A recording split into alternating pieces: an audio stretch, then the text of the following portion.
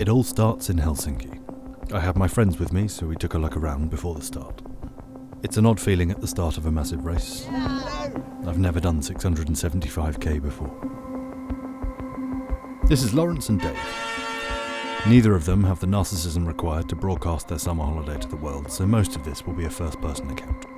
Welcome to the Midnight Sun Gravel, a ragtag bunch of enthusiastic nutters who over time will become a family with a shared experience.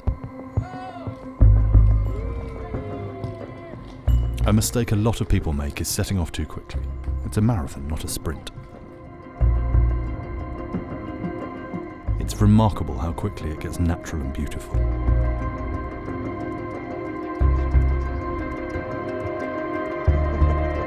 The elevation at the beginning is very steep.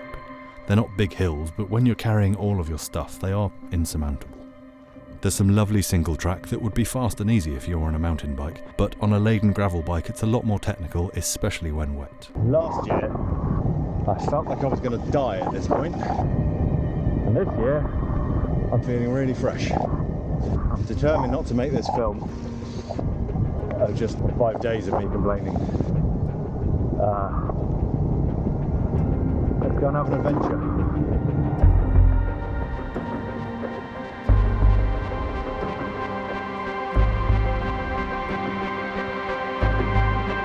While you watch us struggle up yet another hill, it's time to introduce our torturer. Davide advertises the event as unsupported, but for the first few days at least he's after you, helping out and cheering you on. Hiding from the rain. The midnight, or indeed midday sun, evaded us for a whole chunk of day one. It was the type of rain that was so wet you really couldn't get any wetter. Thank you, Davide. After a tough first day, the weather cleared up and there was a nice bit of very smooth tarmac to bring us home. On a ride this big, distances get smaller. You find yourself saying, oh, it's only another 30k to the campsite, that's nothing. It takes a while for those distances to shrink again once you get home, which is really cool. This has been an incredible day. It's the furthest I've ever cycled in my life. Certainly the furthest Lawrence has ever cycled. I think Dave's done it before. But what a day. Not over yet. It's starting to feel like it. Finally, we made it into camp. Everyone got very quiet, introspective. So we set up the hammocks, dried our socks, and sent Dave out for pizza. And went to bed.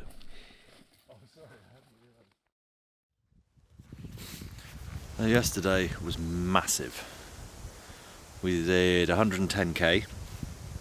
We did nearly 12 hours on the saddle. Lawrence had a bit of a wall about halfway through, and then made it through the wall and came out the other side, which was very, very impressive. And he got his head around it and carried on going. And then towards the end of the day, the last hour was really, really tough for both of us. It's a proper mental test, it's not just a physical one. I think that's really fascinating. I know it's going to get easier, I know the terrain gets easier, I know our bodies will get used to it, but at the moment, Jesus. Yeah. I hope you can hear me. I didn't bring a mic. Not a bad place to wake up though, is it? You may be able to see that the sun is quite high. We got up really late and had a good breakfast. After a terrible night's sleep, we needed to regroup. 20 kilometres of cycling coming up.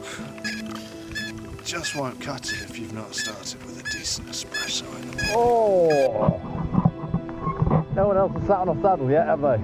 It's a unique and wonderful feeling. First thing in the morning, happy as a pig in muck. And it's Father's Day. Happy Father's Day, Dad. So day one was rain and woodland. Day two is tarmac and wind.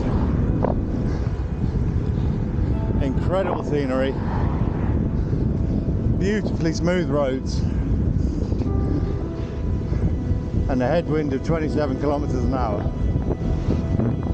all day.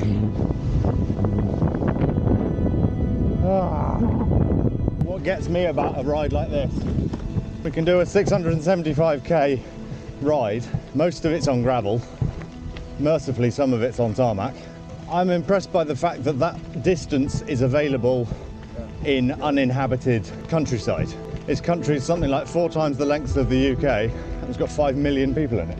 And 80% of them live in the bottom 20%. Imagine how many people there are in the top. Although we were making a lot of progress on day 2, I had the sense of pressure to make up the lost time from our luxurious breakfast. It turned out we were pausing a lot more frequently. Some of that was exhaustion, some of that was just to put the drone up. We'd all had bad night's sleep, but that had affected Lawrence in ways that none of us were expecting, and he just seemed to be struggling. We'd all agreed from the off that we'd leave no man behind. This was all of our holiday and we were all mates. While there was a goal, there's never been a greater example of the journey being more important than the destination. By 3 PM on day 2, we realised that we were so far behind that there was no way we were going to do it in 5, so we made a hard call. Lawrence needed a good night's sleep, in a proper bed, so he took himself to a hotel. We would regroup in the morning and make new plans. We bumped into some friends of mine and they took Lawrence off for a night of luxury. Day 3, the slag bricks of Fiskas. Architectural phenomenon. That's a slag brick. I couldn't get any of my friends interested in this, so we'll skip that part. We popped onto a train because we only had 2 days left and I thought we might as well spend them in one of my favourite parts of the world. All the best bits of Finland. The rocks, the trees, the sea. More tiny islands than you could ever hope to visit. The Finnish archipelago is a magical place. And I got to spend it with my mates. It's reindeer. It's reindeer? Yeah. And the other one? Cycling massive distances, having a laugh, exploring the country, it's a great way to do it. Oddly more floral round here. I'm not even sorry about the romantic soppy music. These are some very happy memories that I'll be thinking about long after my body gives out. Once we took the pressure off, stopped worrying about daily quotas and kilometres, the pace actually increased. I couldn't keep up with Lawrence on the last day. He'd found his rhythm and was off. It's worth saying that I spent so much time in Dave's slipstream because he just took it all in his stride. The last few days of the Midnight Sun Gravel, if you take the Explorer route, is ferry hopping. I've heard that all but one of these ferries is free, but nobody asked me for money the whole time I was there. Things just work here. The roads are great, the services are seamless, the people are lovely, the nature is vast. The weather in June is normally a lot more trustworthy than we witnessed in 2022. I will admit it took some mental agility to switch my head from trying to reach a goal that I'd trained so hard for. The day we gave up was heartbreaking. But if you're watching what I'm watching, it's pretty hard to stay sad. I had an amazing adventure with 2 mates, testing my body, my mind, my bike. I met some amazing people on the way, kind, giving, a family with a shared experience. For me, that's what this trip was about. We may not have made it all the way around, but there's always another year.